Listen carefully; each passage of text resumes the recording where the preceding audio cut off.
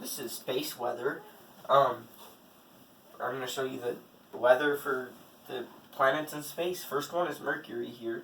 It's 700 degrees on the light side, negative 300 degrees on the dark side. I forgot the F, but there's no atmosphere, that's why. And there's no heat being able to trap in the gases of the atmosphere. This one has a lot of atmosphere, that's why it's 900 degrees through the whole thing.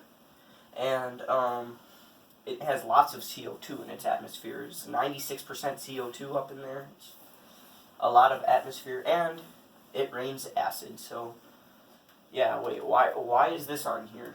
Now we've got Mars here. It can get up to 60 degrees on the equator. There's no oxygen, so you obviously won't be able to breathe.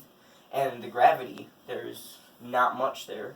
So it's not going to be like Earth, but it'll be temperature, sort of like Earth. Negative 250 up on the poles. Here is Jupiter. It has a big storm right here. It's a big red spot. It's the size of 3 Earths. So that's pretty big. And otherwise, it's just gassy and lots of air pressure. It looks very big, obviously. It has small rings, too. And here, I'm going to use this as my thumbnail, because, you know, I'm all clickbaity.